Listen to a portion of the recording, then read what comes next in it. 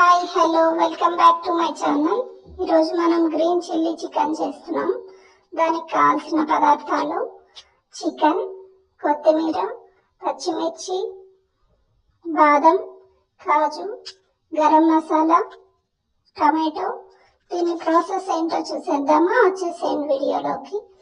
ముందుగా మిక్సీ గిన్నె తీసుకొని అందులో కొత్తిమీర, పచ్చిమిర్చి, టమాటో, గరం మసాలాలు వేసుకొని కాజు, బాదం వేసి మిక్సీ పట్టుకోవాలి. పేస్ట్ లాగా చేసుకోవాలండి. దీన్ని మనం ఇప్పుడు కడాయి పెట్టుకొని అందులో ఆయిల్ వేసుకొని ఈ పేస్ట్ వేసి బాగా వేయించాలి. పచ్చి వాసన పోయే వరకు వేయించి అది మంచిగా ఆయిల్ పైకి వచ్చాక చికెన్ వేసుకోవాలి. చికెన్ ని వేసి కలుపుకొని మూత పెడుతూ సాఫ్ట్ గా ఉడికించుకోవాలి. బాగా మెత్తగా ఉడికిన తర్వాత దానిపైన మనం కొద్దిగా పెరుగు వేసుకోవాలి. పెరుగు వేసుకొని ఉప్పు కారం చూసుకోవాలి. ఉప్పు కారం వేసుకొని బాగా కలుపుకోవాలి. అది బాగా ఉడికిన తర్వాత మళ్ళీ ఒకసారి టేస్ట్ ఉడికిన తర్వాత ఉప్పు కారం ఏదైనా తక్కువ ఉంటే వేసుకొని మళ్ళీ టేస్ట్ చూసుకొని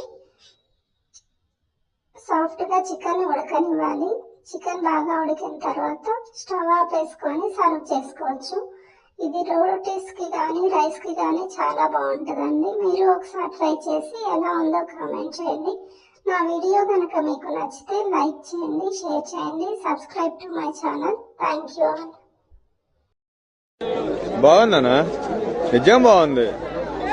బాగుందనా అంటే